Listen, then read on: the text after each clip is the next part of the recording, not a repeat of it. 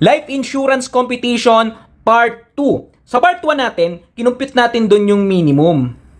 If hindi nyo pa napapanood yung Part 1 natin for computation ng minimum, nasa comment section sa baba yung link para mapanood ninyo. So ideal coverage, pag sinabing ideal, ito talaga dapat yung kunin na coverage ng lahat ng mga Pilipino para masabi natin na totally protected. Kasi yung iba, nanguhula lang talaga eh. Dama-dama method, fill-fill method lang. Pero mali kasi yon. Ito talaga yung dapat na isaalang-alang natin sa pagkuha ng coverage.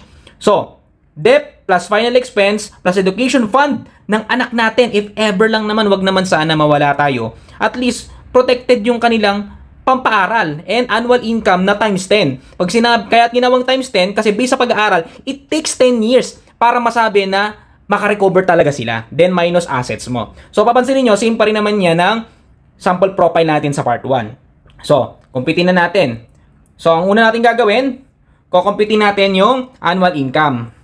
Annual income is equals to, ilan yon? Di ba? 50,000 yon times 12 months, di ba? That is 600K. Tapos, yung education fund naman ng anak niya ay, assume, 200,000 per year. Yung tuition fee. Assume lang naman, 4 years yon, di ba? 4 years karaniwan yung pag-aaral. Times, dalawa yung anak niya, di ba?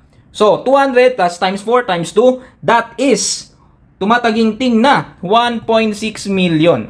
So, meron na tayong annual income ng 600K and education fund na 1.6 million.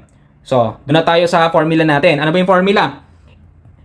Ideal coverage is equal to debt plus final expenses plus education fund plus annual income times 10.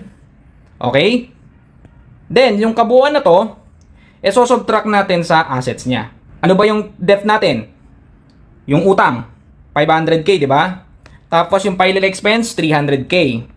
Tapos, may pampaaral na 1.6 million. Plus, 600,000 na annual income times 10 years.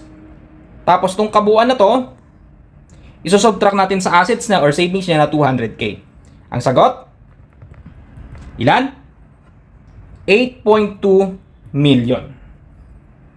So, iyon yung kailangan niyang coverage para sure na protected siya.